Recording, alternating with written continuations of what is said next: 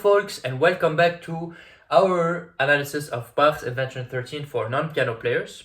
We have uncovered so far that we must look for motifs. So this sort of chord sequence happens on the right hand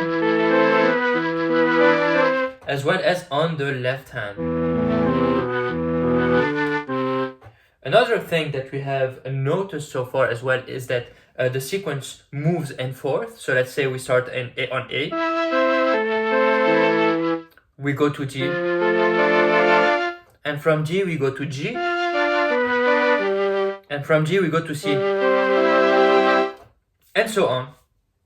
So what we do is we look for the underlying chord behind the notes that we see on the stove, and we also look at the movement of those chords and how they move in concordance. In this case, they move in fourth. So we have left off at bar 9, and we have concluded also as well at bar 9. We have deducted the reason behind the appearance of the F sharp, right? F sharp is not a part of my A minor scale. Therefore, what is it doing here? For this, you must look at the concept of 2-5-1s. So let's say, for instance, that I play an A minor chord. If I decide to follow with a G major instead of a G minor, which is its fourth, but I switch it to major, so A minor to G major, it allows me to resolve on G major. Therefore, I have switched the root of the scale of the piece, all right? If you are still not familiar with this concept, may I encourage you to go back and watch my previous video, as there is a thorough explanation of it, as well as a small guide in order to help with exercises and the practical aspect of it. So without further ado, let us get cracking. So we have left things off at bar 9, more precisely beat 3 and 4 of bar 9. So let us just replay the sequence starting from the beginning of bar 9.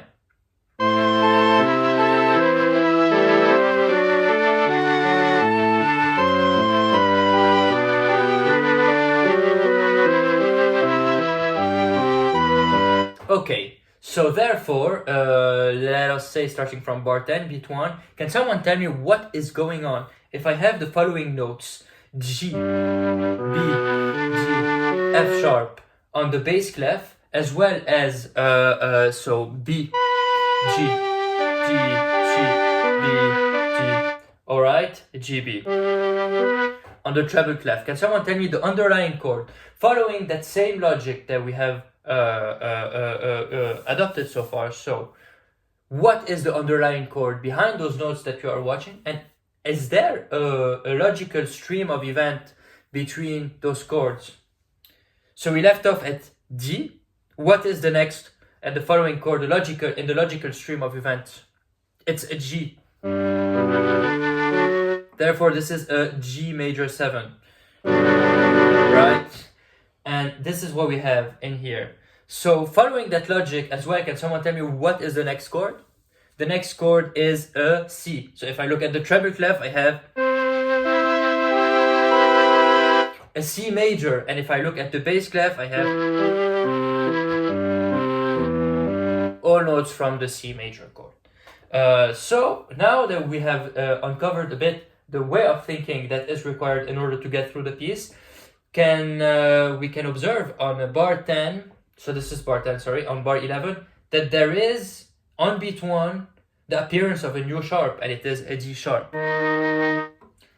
What is the D sharp doing here? Well, for this, we must proceed step by step. Let us look at the bass clef. All together on the bass clef, we have the following notes: F sharp to A, and then B to G sharp, so F sharp to A. Now, if I look at the treble clef, I see that there's a sequence that starts on A, so A to F sharp. And after that, I have a D sharp, so F sharp to B. Can someone tell me what is going on here? Well, what is going on here is we are following the same logic. However, the speed between the movement has changed a little bit. So instead of staying 2 beats on the same chord, we are staying 1 beat. So therefore, we have On beat 1, or actually half a beat even. No, 1 beat. On beat 1 we have F sharp to A. On beat 2 we have B sharp to G. Can someone tell me the relation between those two chords? Well, B is the fourth of my F sharp, right? F sharp to B, okay? So now you may want to ask me, what is that D sharp doing here? It is not on A minor scale, for sure, and it is not on the G major scale. Well, for that, my friends, we must remind ourselves of the concept of harmonic minor. So what does harmonic minor help with? It adds tension to our already sort of dark minor scale, right? So if I'm on G major,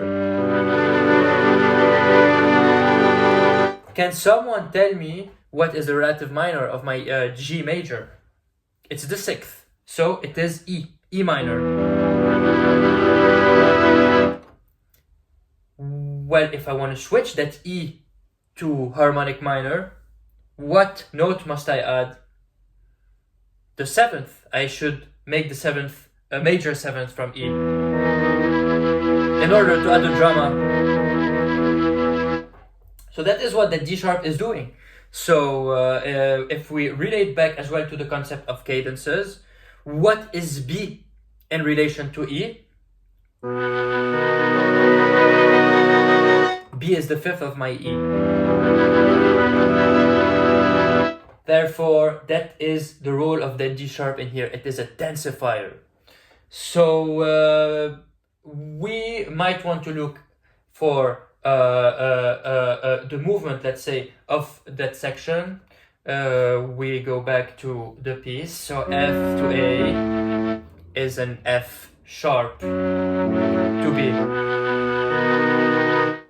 B dominant, as it's the fifth of my E harmonic minor scale. Okay, so we have that, and then after that we have that small sequence that goes like that. So what goes after B in here? If we look at the notes, we have a G. So let's say G. But this is a very short passage here where we have E, C. What is that? Can someone tell me what is going on here? So if I have a G and an E with a C. Well, this, I like to see it as an E. Why? Because it will lead us to an A. Some people may want to see it as a C. But if we look at it as an E, it's more logical because it follows the stream of event going to the next chord. So let us not get ahead of ourselves.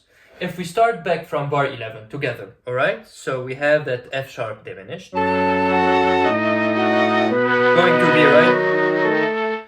Logically, after B, my fourth is an E to A. Guess what's coming? E to A, to G, and then to G, and then to C, to F, to B again, to E.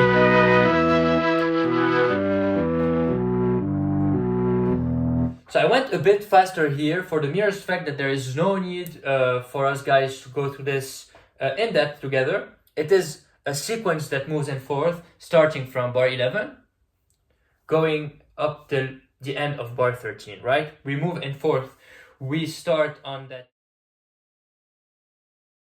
Okay, so let us look at bar 14. So looking at bar 14 now, we can see that there is the appearance of a flat. What is that flat doing? So let us play the sequence real quick together.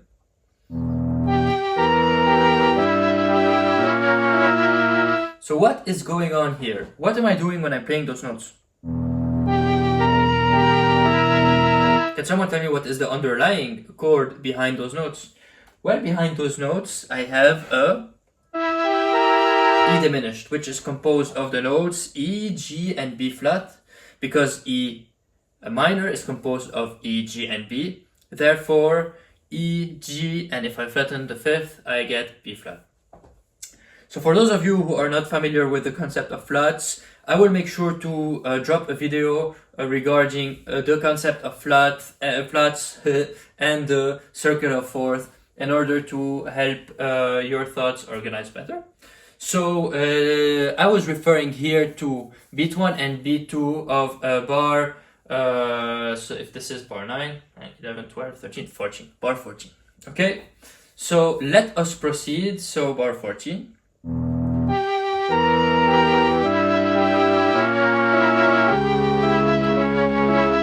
So what do I have here? Also still following that concept of cadences that we have been so faithful to since the beginning.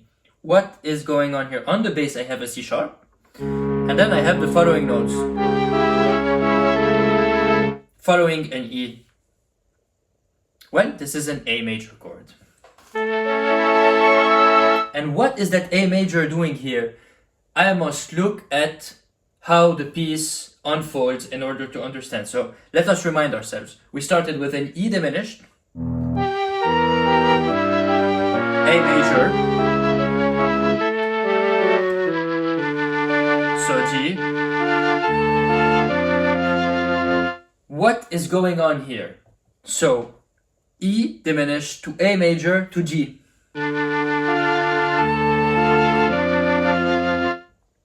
Well, this is the simple and same principle we've been using so far as well of 2-5-1s. However, this time it is a minor 2-5-1 in the key of a D.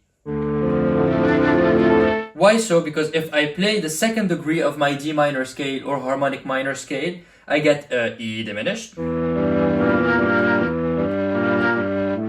A as a fifth, and then a G minor. That is what that is. Because we have resolved on G, we can understand the form and the significance behind this movement. Again, the reason behind the appearance of that flat on my E, and a small little useful tip for you guys will be a part of this video by the end of the video in order to help absorb this informational content and use it in all contexts. So stick around because it might get interesting. So let us start again with a bar 14. E, A major, resolving on G. So this is where it gets interesting again. We have A flat now. Can someone tell me what is that A flat doing to my G minor chord? Well, G minor is composed of GFA. However, G diminished is composed of a flat fifth. So G, F, A flat. So let us look at the, keep going with this. So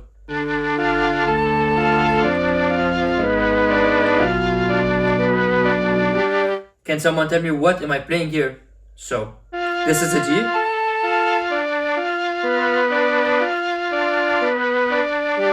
Starting from beat 3 and so starting from beat 3.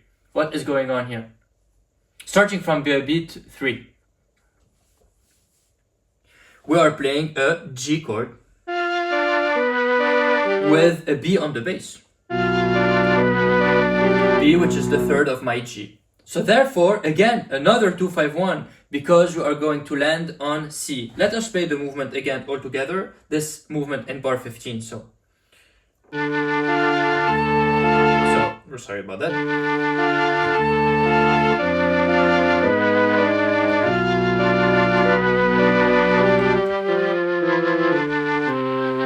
Where are we landing? If we look at bar 16. Well, here we are landing on C. So therefore we are just doing that same principle. Remember how we just played a minor 2-5-1 in the key of a D, starting from E diminished, then we went to the fifth, which is an A major. We are doing the same principle, starting from D in the key of C minor. So therefore, this is the reason behind my A flat, because D is the second degree of my C minor scale. So if I play that, I play a G, and I play a G after that, which is the fifth of my C minor. And that is the reason why behind what we were doing, what we was just doing. So let us proceed a little more further around the piece. Now we have the following notes.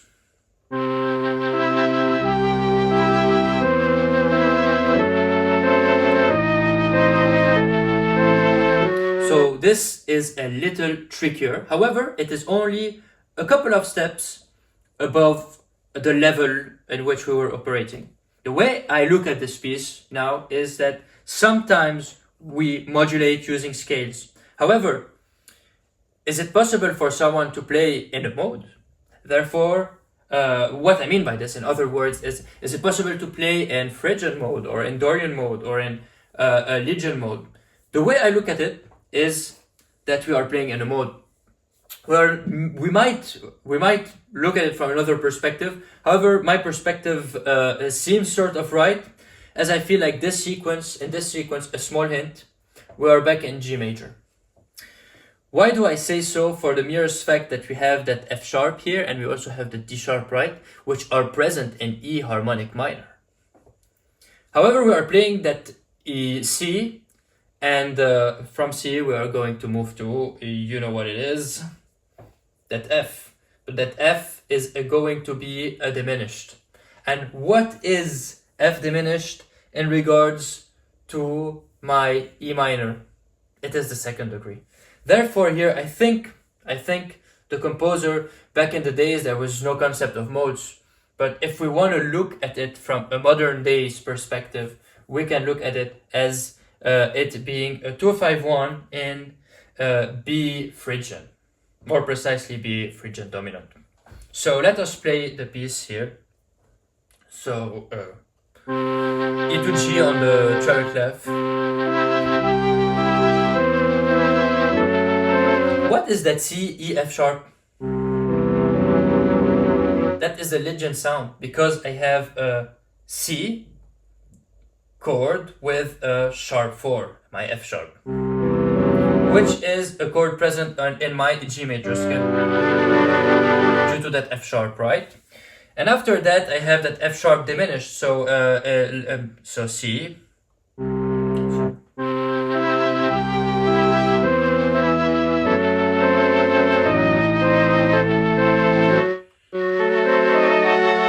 Sharp diminished, right?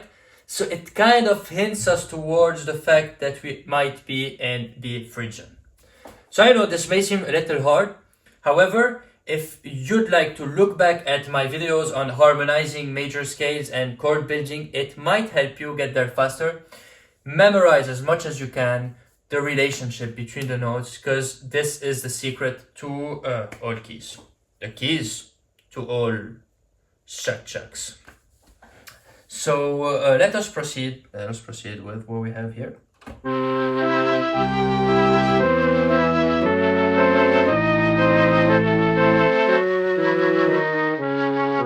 So B.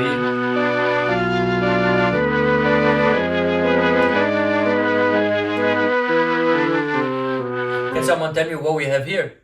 So we started on B, okay? And this time we played B diminished, right?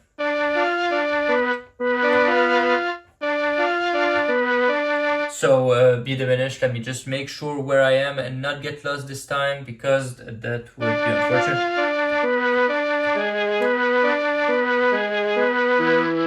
And we ended on what? What is the fourth of my B? E. E to finally A. So again, that same movement, a 2-5-1 in A. The only exception, it was a 2-5-1. However, was we really in the key of B minor? Well, the way I see it, we was in the key of B Phrygian, which is a minor, but in my opinion, we were still in the key of G major. And now we are in the key of A. Finally, after having done a series of 2-5-1s, and what we did was, if you followed well with me, each time and every time we flatten the fifth of our minor scale in order to become the second degree of our harmonic minor scale of the note that sits right to the left, or a tone below, or half a tone below our present root. I know this might sound like Chinese, but let me illustrate for you guys an exercise that can help you internalize this concept and forever keep it under your toes, under your hand toes. So let us say we start on A, okay? And I'm playing an A minor chord. Flatten the fifth.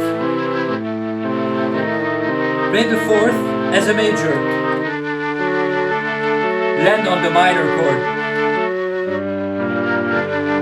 Flatten the fifth. Play the fourth as a major. Root as minor chord. Make it diminished.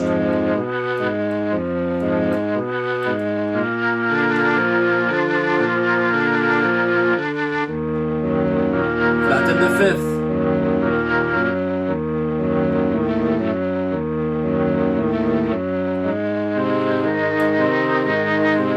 D flat, which is a C sharp. Sorry about that. Flatten the fifth. 4 as major. 1 minor. Flatten the fifth.